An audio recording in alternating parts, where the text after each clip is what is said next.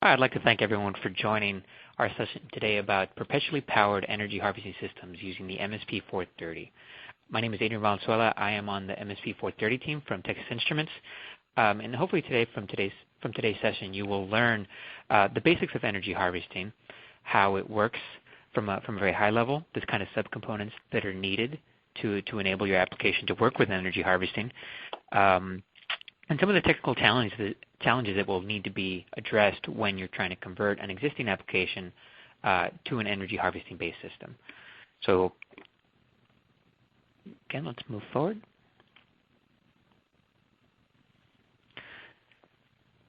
So if we look back over the last couple decades in the space of technology, the concept of Moore's law has been incredibly applicable to many facets of technology. Originally, the rule or the law applied simply to the transistor density or the number of transistors on a chip. That is also tied almost directly to the speed at which technology operates, so measured typically in the form of megahertz or gigahertz. But we realized that the exponential growth of Moore's law has applied to many things, not only the transistor count, the transistor density, but also to the cost of semiconductors, the performance of them, the power consumption, both in positive and negative ways. Power consumption per MIPS, if you will, has gone down, but also peak power consumption has gone up, both, depending which way you measure it, have both scaled at an exponential rate. Storage and, of course, RAM have grown similarly. One of the things that we haven't noticed is that battery technology hasn't improved at quite a rate, but we can take advantage of these other improvements in terms of transistors and power consumption and density to help create applications of the future. So here at TI, if we look at the handset, the modern-day cell phone, there's been a couple of trends that have been positively impacting the customer for a couple of years now. If we rewind back about a decade to the mid-90s, since then, TI and partnering with the major cell phone manufacturers have extended the cell phone battery life in standby, so that's when you're not using your phone, just sitting on the shelf, if you will. It's about tripled since in the last decade. If we look at the talk time, so the amount of time that you can actually talk to on your phone, that has about doubled. So huge improvements there. Most of those gains have had a lot to do with low power optimizations in the processors inside of cell phones. Of course, we're getting a lot more performance out of these chips for less power per cycle executed. The processes being used inside of these semiconductors have also improved greatly. So they've reduced their active time and their static power consumption. So that would be the quiescent current used in these chips has gone down significantly. But it's important to know that actually in the last decade, cell phones have gotten smaller, so batteries haven't had the luxury of having more capacity in the form of space. And also, if we look at the raw energy density, they also haven't improved at that exponential rate that we've seen the rest of technology improve at. So there are pretty hard limits to the energy density that we've been able to achieve. So as I mentioned earlier, technology or processing performance has improved roughly by doubling every 2 years. The battery capacity takes about a decade to achieve the same goals. So it's grossly lagging the rest of technology. But if we look at the energy density over time, if we take a look at, for example, specifically the lithium-ion battery that was introduced back in '91, its last major advancement happened in about 2004, and there weren't many significant gains. Some university researchers claim that they've invented some modern-day lithium-ion technologies that are nanowire-based, so effectively increasing the energy density of each. So if this comes to market fruition within the next couple of years, we'll be able to have some significant energy stored within a battery of the same size of today's. However, there's some serious dangers there because we've all heard the stories of laptop batteries or consumer electronics getting too hot and their batteries might create a small fire. Well, this is understandable given that we have small fuel cells, if you will, stored in these batteries. So if we continue to increase the density of these, we're going to loosely approximate something that is supposed to explode, like TNT. So there's some pretty safety critical limits to how much energy we actually want to store in a battery like a lithium ion. So we have to come up with other ways of approaching these problems. So if we look at other sources of energy, first let's take a look at how much total energy we would need. If we were to look at the total global consumption of energy, there's about 16 terawatts that are consumed by everything. So yes, that's our small-scale electronics, but also our homes, our cars, and our factories. So that's a whole lot of energy. But there's lots of other places that we can also harness energy. So that would be even you sitting there listening to this presentation are burning about 100 watts worth of energy in the form of heat and vibration, which is a good amount of energy, especially in the scope of small personal electronics. But if we look at the more mainstream renewable energy sources like hydro, wind, and solar, we'll quickly see that there is a ton of energy out there. Even hydro, which is relatively low, we're able to get about 7 terawatts worth of energy, roughly about half of the global consumption, so we can meet about half that demand. But if we look at something a lot more pervasive like wind or solar, especially in the case of solar, we're looking at approaching 86 petawatts worth of energy. So that's far more than the total global consumption of energy. Of course, the challenge there is harnessing that and transmitting to the places that we need to be. And of course, I'm not suggesting we blanket the surface of the Earth so we can power our MP3 players and our handheld equipment, but I just want to highlight that there's plenty of energy out there if we're ready to look for it. So from a very high level, let's look at the basics of energy harvesting. So energy harvesting is a process by which energy is captured and stored. The two very key words there are captured and stored. Just to constrain the scope of our conversation, here we're talking about small autonomous devices. So that would be the micro energy harvesting. This is opposed to the macro energy harvesting. This would be something like wind farms or large solar arrays. This is a little bit out of the scope of what we're talking about. We're talking about small things that would power our small wireless sensor networks or small embedded devices. So there's a huge variety of sources available for harvesting energy.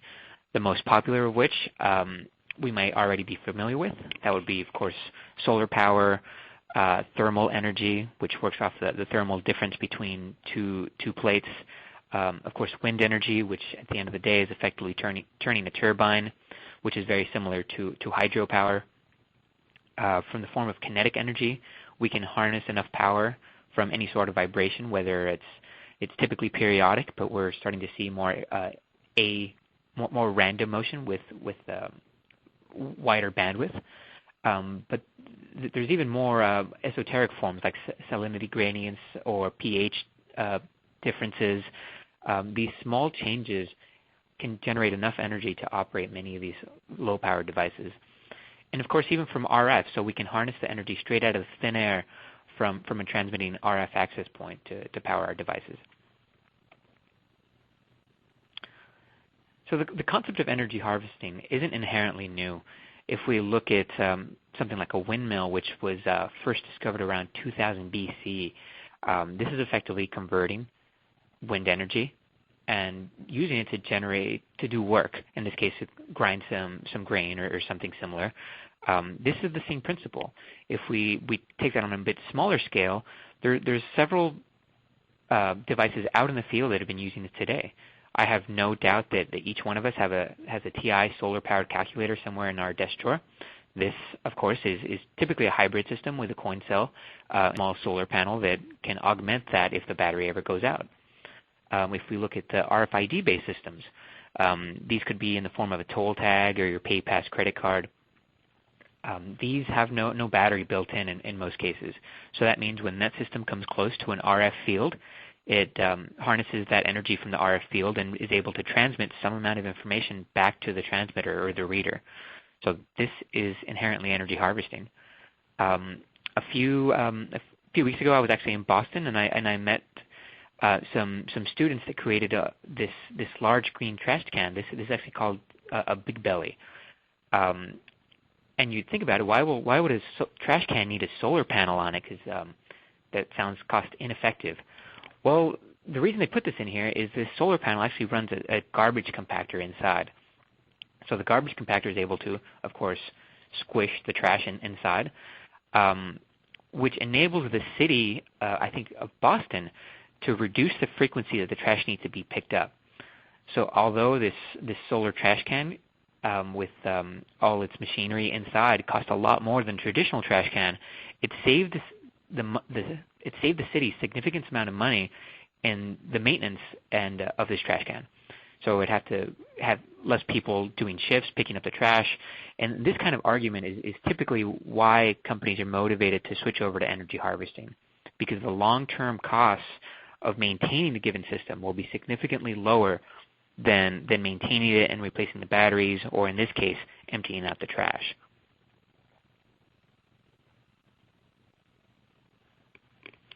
So if we take a look at some of the applications that could or are most likely to use energy harvesting, we'll see a couple of trends there.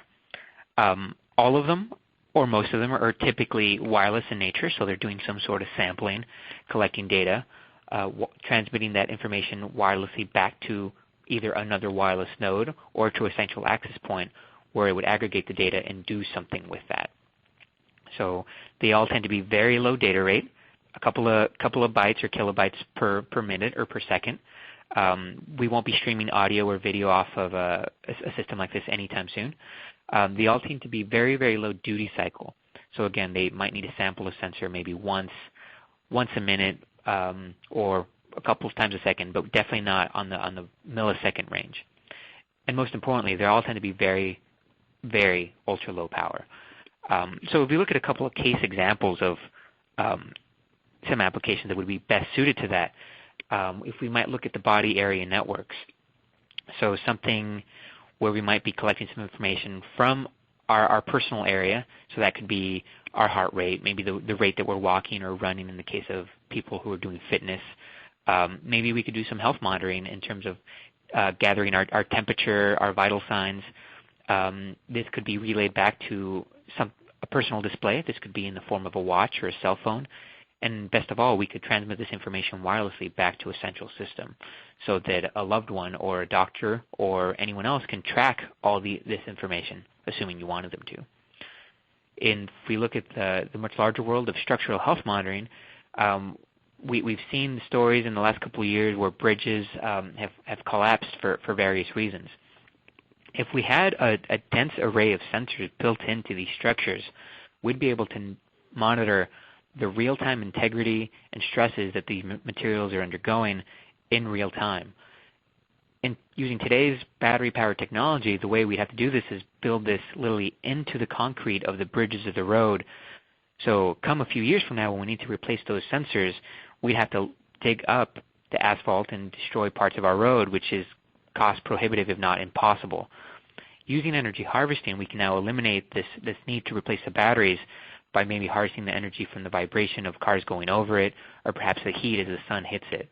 So again, we are now enabling a completely new class of application that was impossible with traditional battery sources.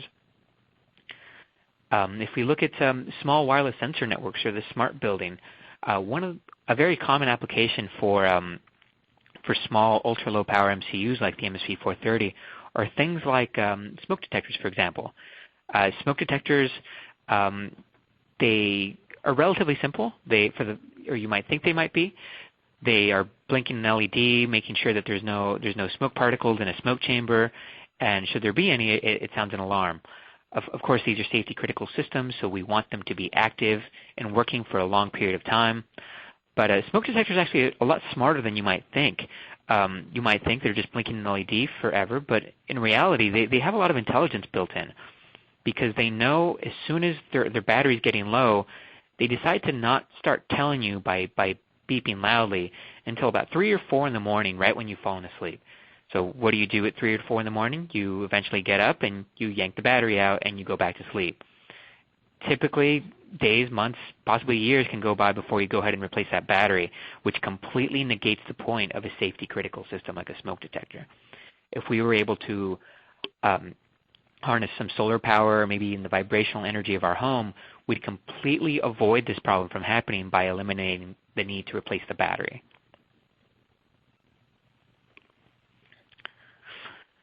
So there's a couple applications that would have some significant benefits from switching over to energy harvesting. I've listed a few already. Perhaps the one that I'm a big fan of is especially in the medical space, where we can now completely eliminate the need to be tethered to large machines when we're in a hospital. And we're now enabling in-home care by being able to give out patients what I call the smart Band-Aid. So something, the physical form factor of a traditional adhesive bandage, but from our body heat, from these 100 watts I mentioned earlier, we're going to be able to power some very powerful electronics that could sample our body vitals and transmit them wirelessly to some central location. This would allow remote care for doctors or to be able to track people wirelessly. So now we can have in-home care without the need to go to costly hospitals, and we'll be able to have real-time 24-hour service for our health care. In the form of agriculture or forestry, we can now have dense arrays that's monitoring our pH or possibly detect forest fires, all in real time, and most importantly, without the need for maintenance.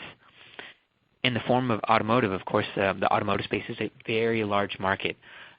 If we look at anything like the tire pressure monitor systems, which were recently mandated to be in all new vehicles within a few years, these are typically powered with a traditional battery, which means that within a couple of years they will have to be replaced. For anyone that's had to replace this, they know that this 15-cent coin cell that's inside can cost upwards of $300 in the technician time to go in and manually replace that. So when we're looking at energy harvesting systems, we can't look at the cost of the battery that's being replaced. We have to look at the long-term cost of owning the system. Similarly, in the automotive space, I think I recently read that a typical automobile has a couple hundred pounds of wiring built into the car. So this would be going to the door locks, to the windows, to the latches in the trunks and the doors. They're going everywhere. This significant amount of wiring, of course, adds weight to our car, which reduces our gas mileages and reduces our performance. But it also adds upwards of thousands of dollars to the cost of the car, something that, of course, we, the consumer, don't want to pay for. If we were to add energy harvesting to these systems, we could now wirelessly enable every one of these sensors or control systems without the need of wires, which, of course, is going to reduce the weight and hopefully reduce the cost. So there's huge markets out there for energy harvesting where we could not only create applications that didn't exist before, but also augment existing applications by making them wireless and reducing the need for cables. So, of course, energy harvesting doesn't make sense for all applications. If they're high data rates, if they're very high power, if they're incredibly low cost and you have access to easily replace the battery, then energy harvesting probably doesn't make sense. However, there are many applications where it does, and they all have a couple of things in common. Of course, first and foremost, you absolutely need to be in an environment where there's energy to harvest. If we aren't around that, then we will need a traditional power source. If it's difficult to install these devices, for example, in the bridge example I mentioned earlier, it's very difficult to install and have access to these. If it's difficult to provide power to these, in the form, if we cannot run wires to them, then energy harvesting might be a good way to solve this problem. In the case of the cars, if cords are too costly, or for dense wireless sensor networks, it's not feasible in many cases to have this wide array of wires connecting these devices and providing power to them. If we need environmental friendliness, if we can't afford to have lithium-ion out in the field or some sort of battery technology that could possibly leak or even possibly explode, as I mentioned earlier, then these are all good opportunities to create self-powered systems. And most importantly, if we really need this high uptime, for example, in the case of a smoke detector, we really don't want to have any downtime when our battery runs out. This is also especially true in the world of machinery. So if we had a large factory, if we want to detect if a machine was failing, typically in using today's technology, we might have some sensors that need to be maintained external to that machine, or we might not have anything, which means that our machinery might break down, which would cost us possibly millions of dollars if our production line goes down. Using these self-powered systems, we're going to be able to not need to maintain these sensor networks monitoring our machinery. And in some cases, we might even be able to embed this functionality in the motors or the bearings themselves.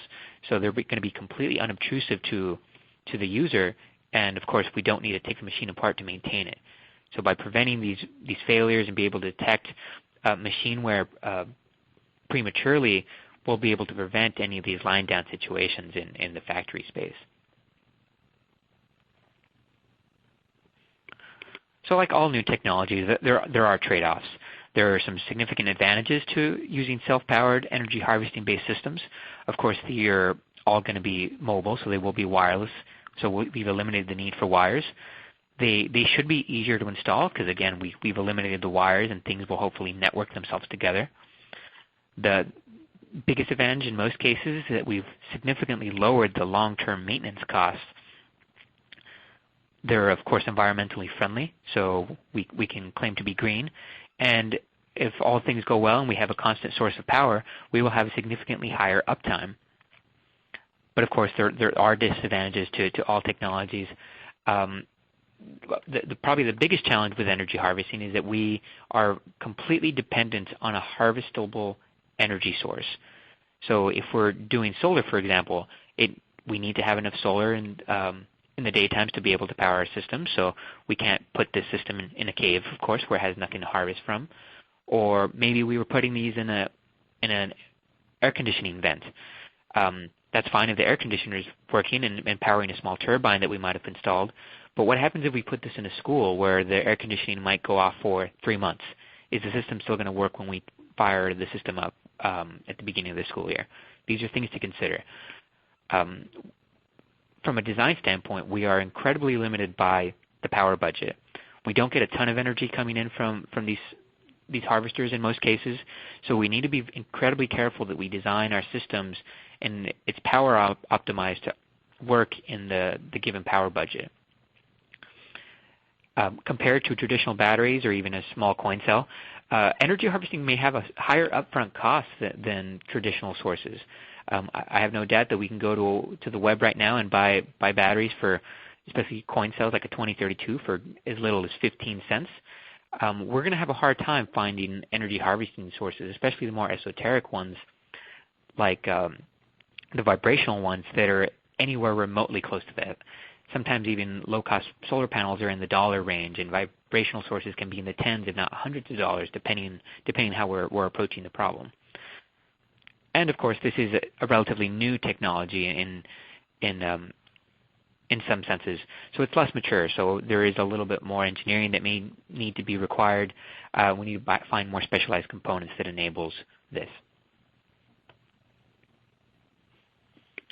So if we look at the anatomy of an energy harvesting system, it looks a lot like a traditional wireless sensor network. Its primary components are, of course, an ultra-low power microcontroller. This would be sampling all the sensors with its onboard A to Ds.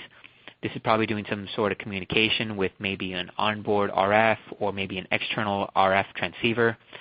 The major additions here, of course, are that we've added some sort of transducers, so something that is converting the ambient energy into something more useful that the embedded system can take advantage of. Some of these energy harvesters can produce as little as hundreds of millivolts, if not hundreds of volts. You will be very hard-pressed to find embedded systems that operate at this kind of dynamic range. They typically would operate in the 1.8 to 3.6 volt range. So converting that potentially random energy coming in, we need to have some energy harvesting power management that converts those voltages outside of the range to something more useful in the form of some sort of regulators or some sort of LDOs that convert that.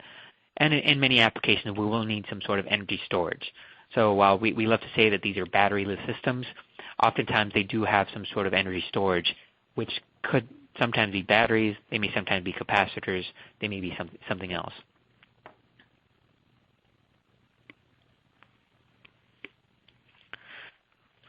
So if we look at the traditional sources of energy harvesting, here I have a quick snapshot of 4 of the more common sources of energy. Again, there are a myriad of other sources that I'll discuss in a second, but here I want to highlight the 4 main ones, which is light, thermal, vibration, and RF. And what's important to highlight here is the amount of energy that we typically get out of these per unit area.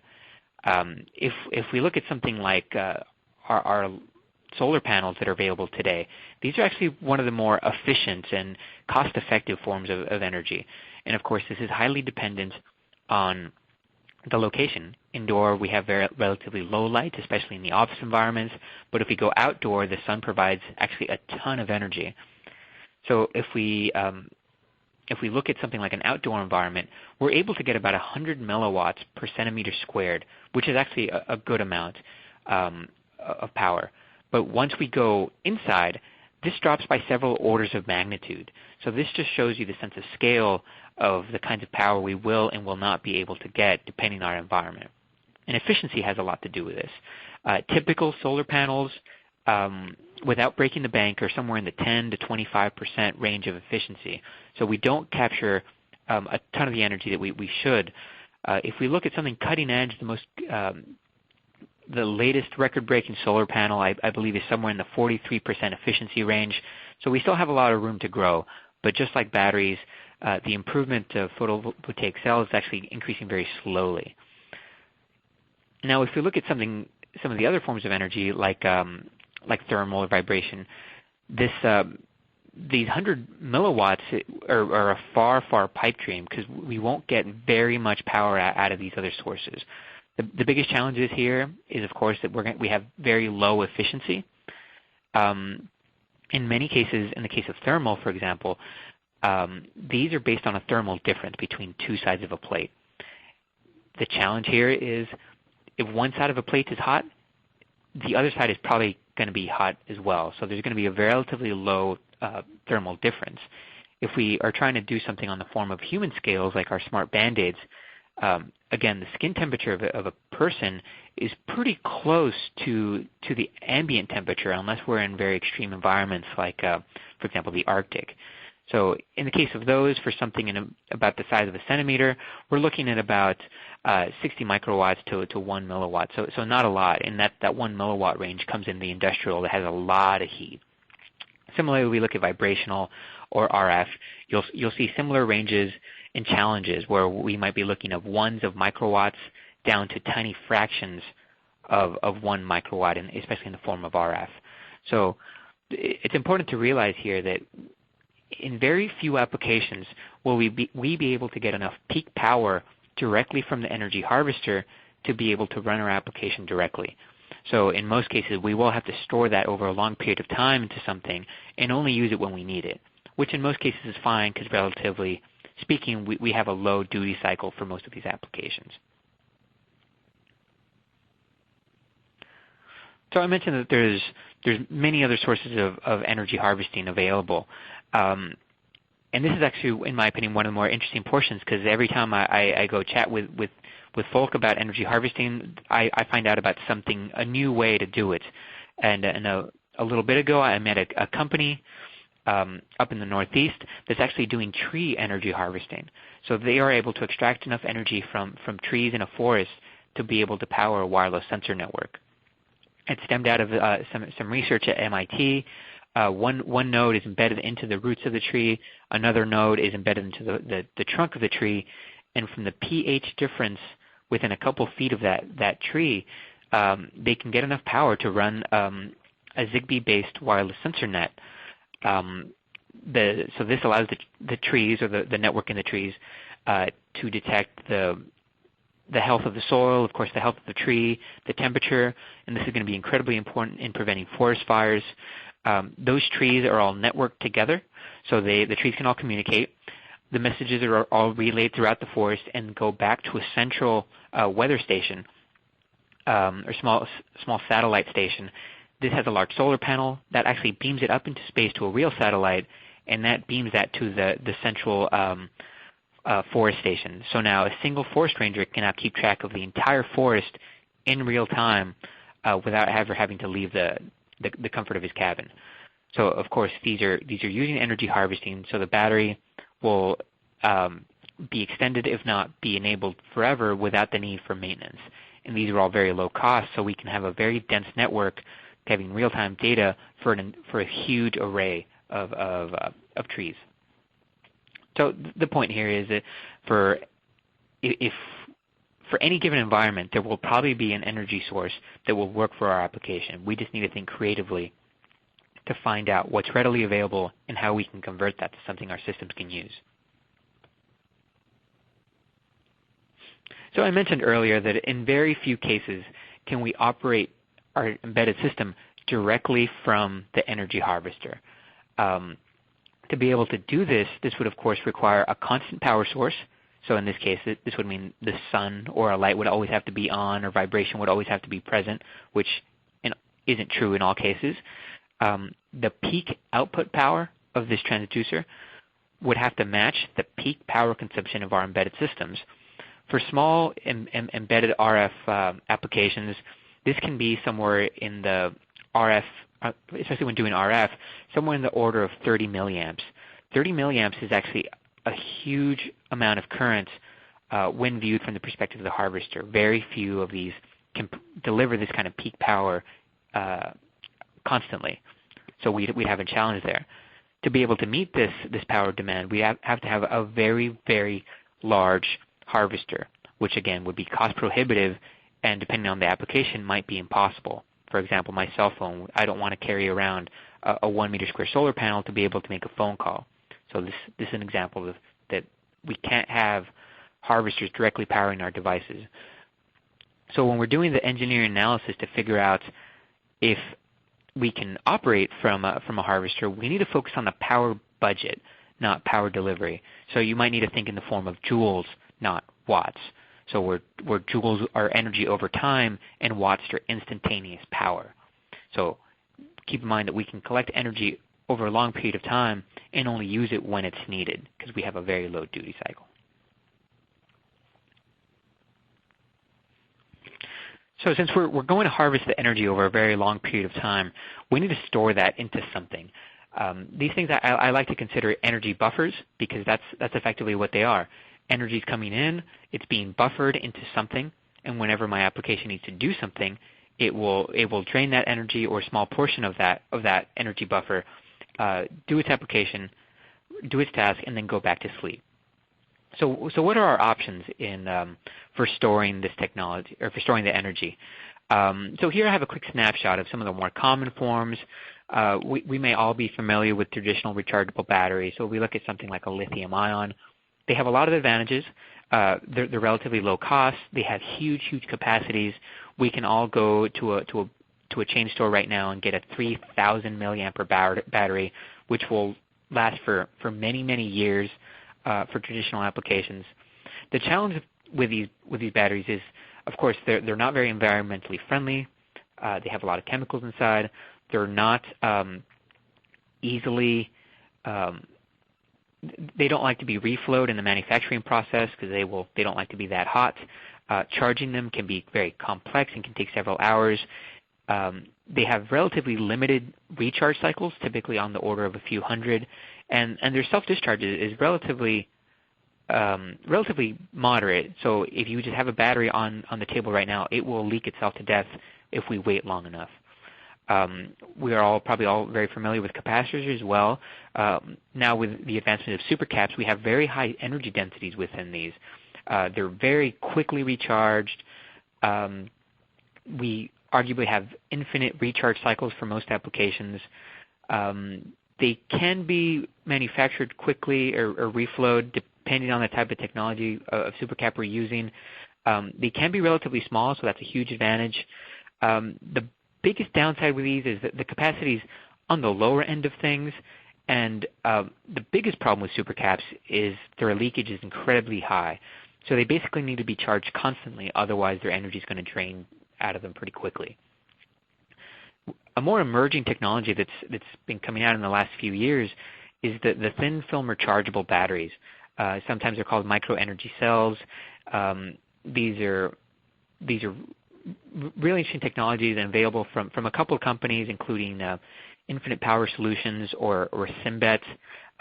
They have several thousands, upwards of tens of thousands of recharge cycles. Their self-discharge is almost negligible. I think they're speccing somewhere on the order of 3% a year, which is almost nothing. They're very easy to charge. They have a relatively tiny form factor. These, in the case of Symbet, they come in traditional IC packages, so they're very easy to deal with. IPS's battery is a small, thin film. It is literally the size of a postage stamp in every dimension, including the depth, so they are very, very flat. The challenge with these is that they have a relatively low capacity. These are somewhere in the order of 10 to maybe up to 1 milliamp per hour. And so we might be thinking, well, what am I going to do? That capacity is not very big. For energy harvesting applications, this is okay, because keep in mind we're constantly bringing in an influx of energy from our harvester, charging our energy buffer or our thin film rechargeable battery, and only using as much as we need. So small energy capacity is okay for many of these applications.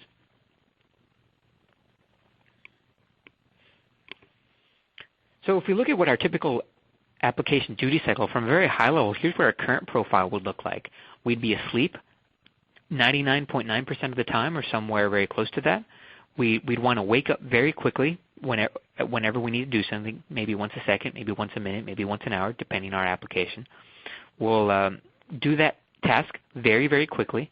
For modern ultra-low power microcontrollers, this is somewhere on the order of 200 or 300 microamps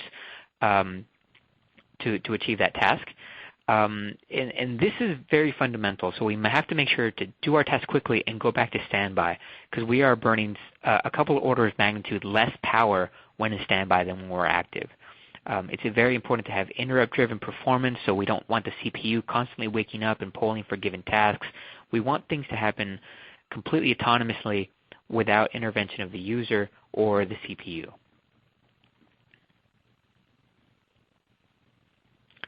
So if we look at some of the design challenges for energy harvesting, when we're selecting an MCU to do these kinds of tasks, of course we want to optimize for power. This is the most fundamental portion of this. So we want to operate with the least amount of both active and standby current. For modern energy harvesting based systems, typical standby currents we want to shoot for are in the maybe 1 or 2 microamp when in standby, but hopefully less than 1 microamp. When we're active, again, we might want to consider looking at something. Of course, the peak power is very important. Peak powers of a couple hundred microamp is acceptable. If we can look at it in terms of the form of energy per MIPS, we might be looking at targets of 200 or 300 microamp per MIPS. Of course, we need the very intelligent peripherals and a system that is able to wake up very quickly by itself. If we need an external interrupt to happen to wake the system up, we can't have that luxury. Things need to wake up from internal oscillators using internal timers. Very stable clocks as soon as we're ready, because any time that we're waiting for a clock to stabilize is a chunk of power that we will never get back. It's important to have onboard analog integration. If we need an external A to D, for example, these are typically higher power systems, and we're going to waste power communicating to that sensor. So having integrated systems in the form of analog is critically important there. And of course, working from a very wide voltage range is going to give us a lot of flexibility that will reduce power. So modern MCUs can operate from 1.8 to 3.6 volts. Of course, the higher the voltage, the more power we're going to burn. So if we can operate in the lower voltage range, we're going to have significant power savings.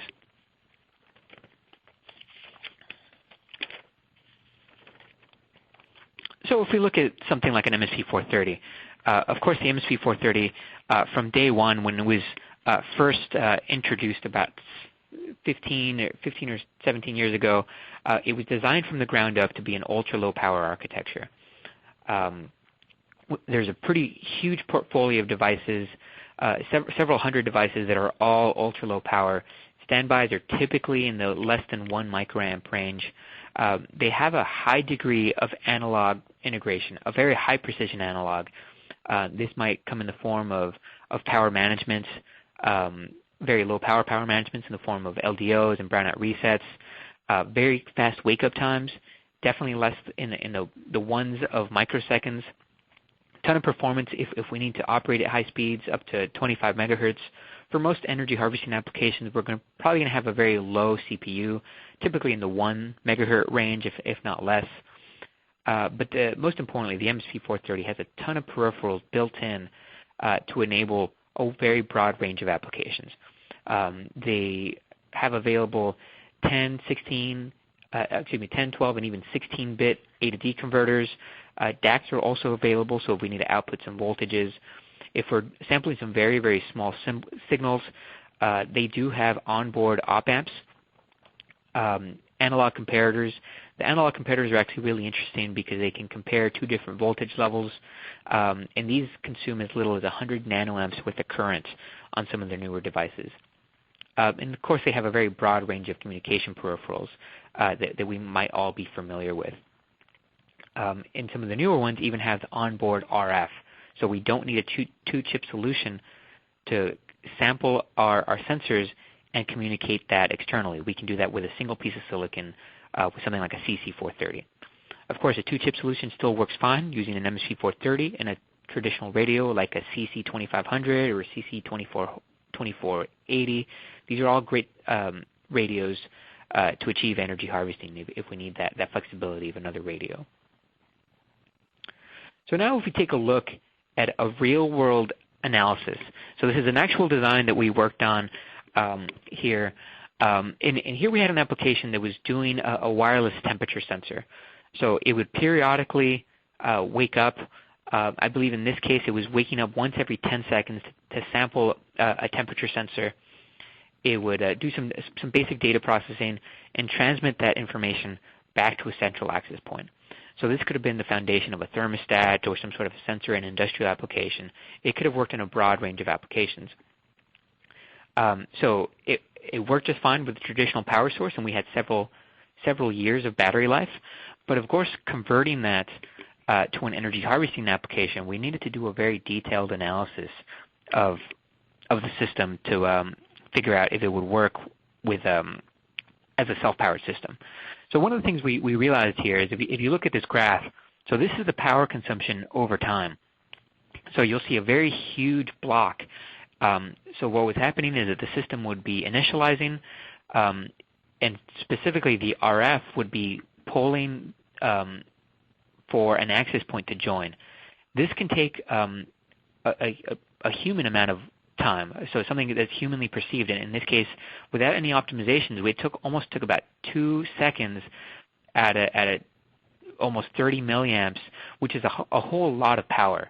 If we had a traditional power source like a AA or a coin cell, this would almost be inconsequential because it would only happen once. But in the world of energy harvesting, this would actually drain most capacitors and would put a huge drain on some sort of transducer providing that power. Beyond that, you'll see some small blips. So that's when the system's in steady state. It's paired with an access point. All it has to do is wake up very quickly, sample its sensor, transmit its packet, and go back to sleep. So if we look at the standby power, so this system that had the sensors, the MSP430, and a 2.4 gig wireless radio, the standby current was about 0.7 microamps, which is very, very low.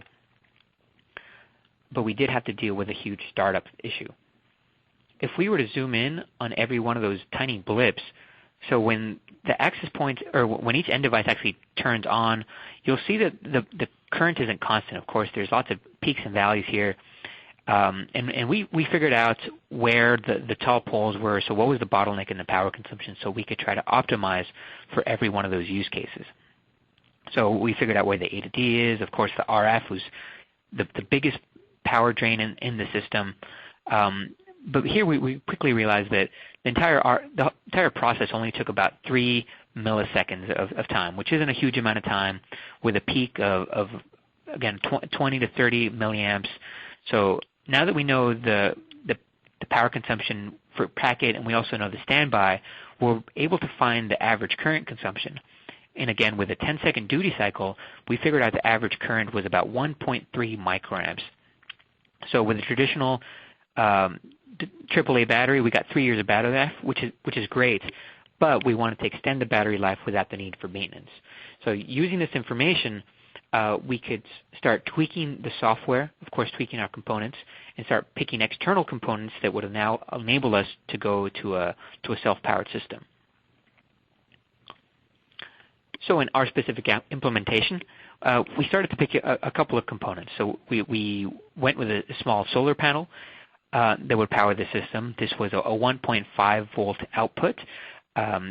Depending on the light, if it's low light, we got about 80 microwatts worth of power, and in very high lights, a lot of lights is about 1,000 lux, it delivered 350 microwatts. Solar panels output a variety of voltage ranges. You can get them in just about any voltage range you need. In this case, we picked 1.5 volts. That fed into some power management that charged 2 thin film batteries. These are 2 thin film batteries from Symbet. They have a combined capacity of about 100 microamp hours. They are capable of delivering our pulse discharge of about 30 milliamps. They did have an output voltage of about 3.8 volts. This is higher than the 3.6 volts that the MSP430 needs to operate. So again, this fed back into some power management to make sure we were in the right operating range. For any peak power, for example, our startup that could be very taxing on the system, we added a couple of caps to be able to accommodate for these large current spikes. So we added a 1,000 microfarad capacitor to be able to accommodate for this. For the MSP430, we picked a very highly integrated MSP430 F2274. The power was actually very, very low. Standby power is down to that 600 nanoamps at 3 volts. In the active power, so when it's processing something, it was consuming only 390 microamps at 3 volts. To communicate with an external world, we picked a CC2500. So this is a 2.4 gig RF transceiver. Just like the 430, it spent most of its time in sleep mode, which it only consumed about 400 nanoamps. And again, the biggest power drain in the system was this transmit current, where it was consuming about 21.6 milliamps. Every one of these specs here are all the datasheet specs. In reality, when we plugged it all together, we saw significantly lower power consumption because, as we remember before, our average standby power was 0.7. So again, all these specs are very temperature dependent, but in the real world, most MSP430-based systems are going to be lower than the datasheet spec. So we actually look at how the system came together. It looked something like this. The whole system was about the size of a credit card. The small wireless sensor node is removable from the system, so you can see it here labeled as the EZ430 RF2500T. So that can be removed. You will see on the right is the solar panel. Immediately to the left is a small energy harvesting module. So the 2 black ICs are actually the Symbet batteries. The solar panel that we picked was actually optimized for working in indoor, very low light. So it'll work in very dimly lit indoor environments. Because it's based on those thin film rechargeable batteries from Symbet, we have negligible self-discharge. So once we charge the system once, we can go to a very dark environment, and it will retain the energy in those thin film batteries for many, many years. Even though we said that those batteries were relatively small in terms of capacity, we still were able to get 400 to 1,000 transmissions without needing to be recharged. In this case, we actually spent a lot of time optimizing the firmware running on the MSP430 to make it energy aware. So it knew when solar was, or when light was available, so then it could increase its duty cycle and transmit at high power, meaning get longer range. But it also knew when light wasn't available. So it instantly switched over to being powered from the thin film batteries, and it could act differently to save power. So it could reduce its dirty cycle, it could reduce the output power of the RF, it could sample fewer sensors or possibly at a lower duty rate. These are the kinds of trade-offs that we need to make for energy harvesting systems to make sure they're energy aware, it can maximize their lifetime given the amount of energy. And of course, the system, just like before, it was sampling a temperature sensor, but it's very flexible here. So we left a couple of inputs so we could hook up some external sensors. This was running an RF protocol called Simplicity, but if we needed to transition that to another RF protocol, whether that be anything from Zigbee to 6LoWPAN to wireless HART, we could very easily drop in that RF stack into the MSP430. Since then, we've actually worked with several customers with this design to help them create their own, and this is now available from TI as a reference design. It's called the EZ430 RF2500-SEH. It's only $149, and it's available today, and will provide a great reference point for an energy harvesting based system. And of course, I just showed you the analysis that we did on how to create that application. So in closing, if you're thinking about your current applications or possibly new applications that are using energy harvesting, there's a couple of questions that you can ask that may help you convert the process. Of course, what is available in our environment? What is wasted energy that we could collect? Is there any information that I could sample that it wasn't there before? For example, can I monitor some motors? Can I now collect additional information about my body status that wasn't available before? Am I using my traditional power source just because it's convenient and that's what I always did? Or is there a better way to power my system? And of course, are my components low power enough? If we're using a traditional MCU or a radio because that's what we always did, maybe it's time to reconsider another option that is incredibly lower power that will enable long-term lower maintenance costs. So in closing, I'd like to thank you for joining the session. Again, energy harvesting is going to continue to grow as a marketplace, and I hope that we can be on the forefront of this emerging technology.